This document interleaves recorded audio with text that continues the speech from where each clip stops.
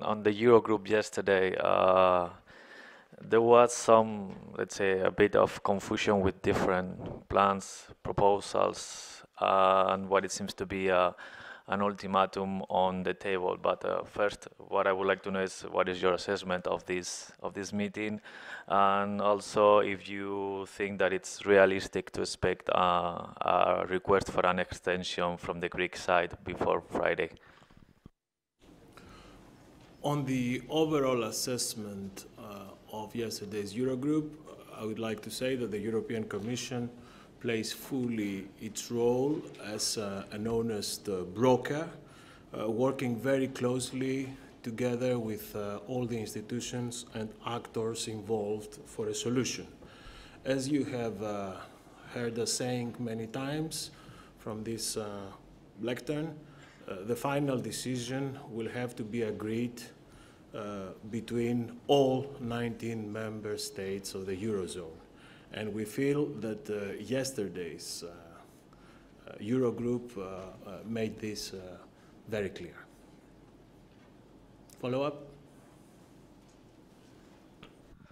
Varoufakis said in his press conference that Moscovici offered a proposal which was in line with the Greeks' interest, and apparently he suggested that the tax hike, the VAT tax hike, and the pension system reform will not be included in this Moscovici's offer. So I would like to know if you could clarify what was exactly in this Moscovici's proposal.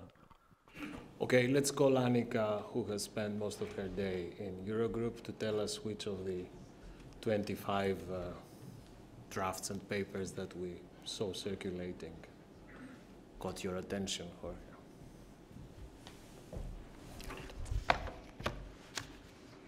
Thanks. As you know, the Commission contributes, as do other actors, and the Commission wants to play its role, which is to be an honest broker. This is what Commissioner Moscovici said at the press conference yesterday. The framework in which we work is the Eurogroup. So I would prefer not to enter into paperology today on the many drafts that you need to reach a final agreement. As I said, the Commission contributes and has contributed.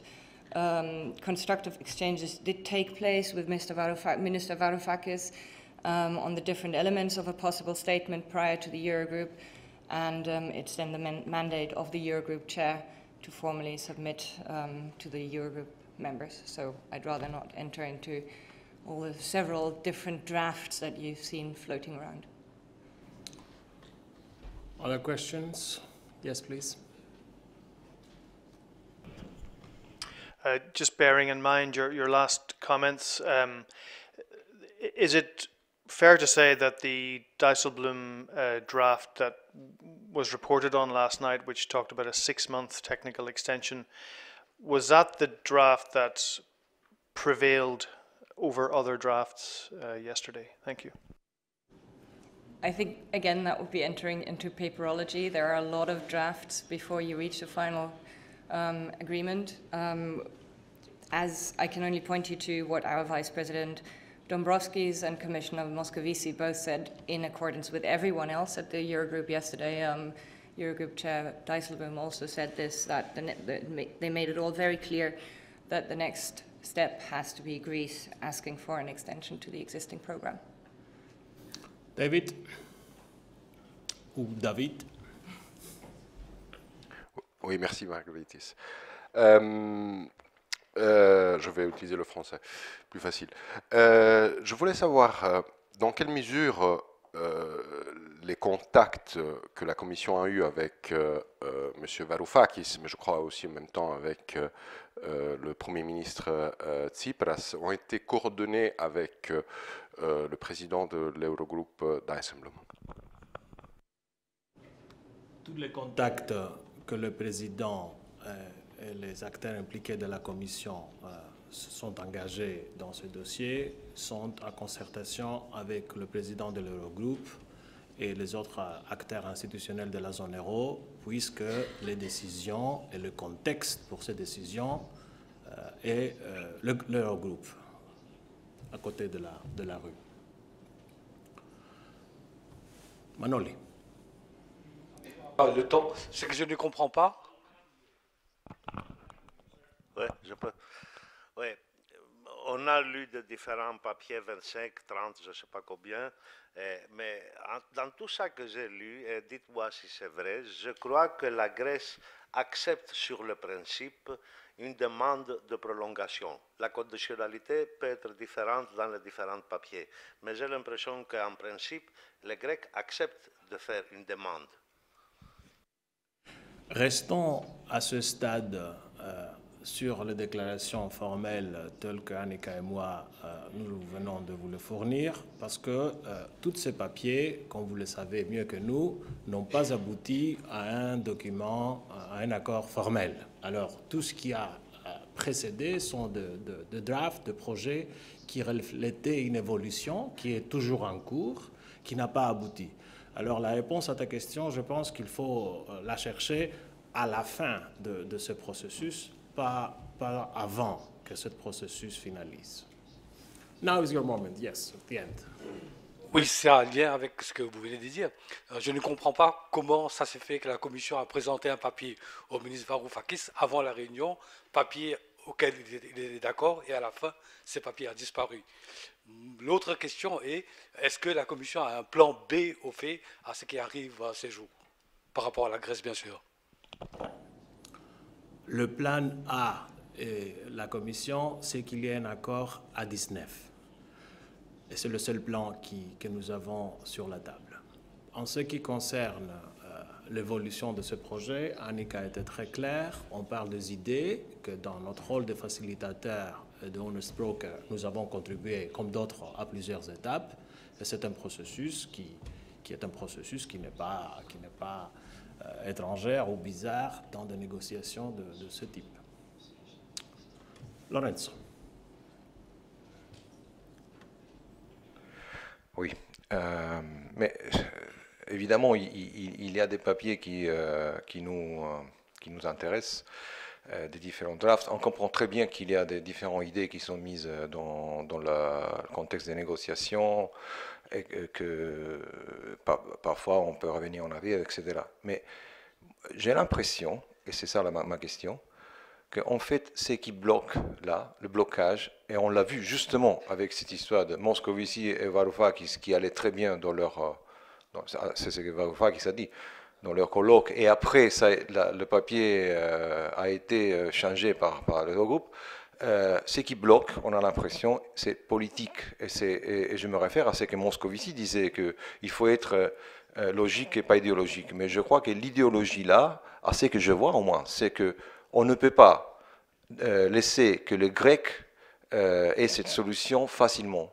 Parce que sinon, dans les pays, l'Espagne, le Portugal, même l'Allemagne, l'opposition à ces politiques d'austérité aurait un boost, comme on dit en anglais. Donc l'impression, c'est que, et c'est ça que ma question, vous n'avez pas l'impression qu'il y a en fait un blocage politique, alors que du point de vue des discussions qu'on fait, la possibilité d'avoir une extension du programme pour la Grèce, etc., il n'y a pas de véritable problème. C'est un problème vraiment d'admettre ou ne pas admettre que le programme en Grèce a été un échec. C'est ça le problème. Et que donc, on ne le prolonge pas pour que ça soit un programme de succès, on le prolonge pour avoir un autre programme et finir avec cet échec. C'est ça le problème. Est-ce que je me trompe ou vous ne croyez pas qu'il y a un blocage politique? C'est une interprétation personnelle que tu fais de la situation. Moi, je préfère te référer à la phrase que Pierre Moscovici a prononcée hier en conférence de presse, si je ne me trompe pas, que je répète d'ici, qu'il faut passer d'être idéologique à être logique. Voilà, on réitère les déclarations de Pierre Moscovici sur ce sujet. Go ahead. Oui, Cliva, Radio Suisse. Une question générale sur la situation. Vous faites des efforts sur un plan d'investissement.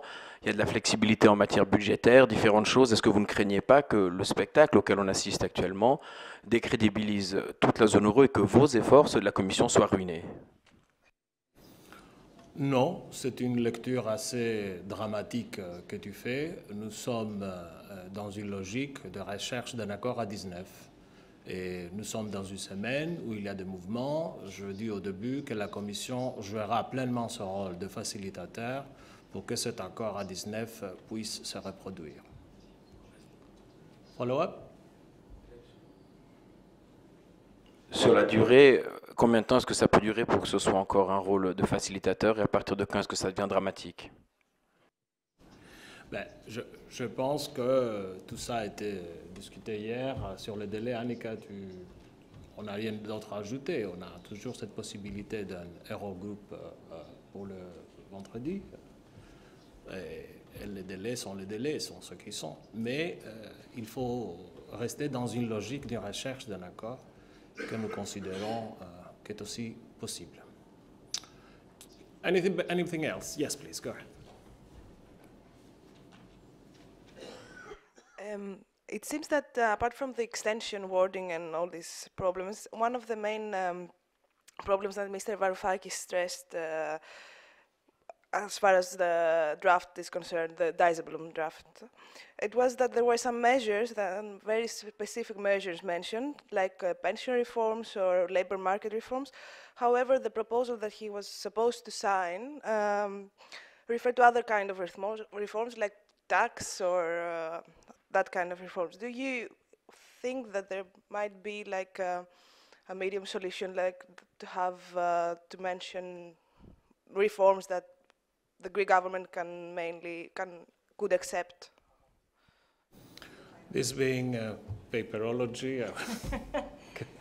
Yes, as I said, we are not entering into that. And I'd like to point you again to what Mr. Commissioner Moscovici said yesterday, that the first step will be to ask for an extension with all the flexibilities and commitments, and then in the time of this extension we can discuss and it can be decided what can be done on the substance under those commitments and the flexibilities that are in the current contract. But again, as he said, we have to be logical, not ideological. Okay, anybody who hasn't asked, then let's have a second round. For those who asked, hopefully not repetitive. Go ahead. Je vous entends pas. Vous avez bien mentionné la possibilité d'une réunion vendredi. You know what President Dijsselbloem said yesterday? It's for President Dijsselbloem to decide whether any further meetings are needed. It's for a later stage, really, to decide whether an extra Eurogroup will be needed. We were referring to Mr. Dijsselbloem's statement here. We don't manage the agenda of the Eurogroup here. Okay, thank you, Annika. Let's switch to any other issues that may be of interest to you. Yes, please, go ahead.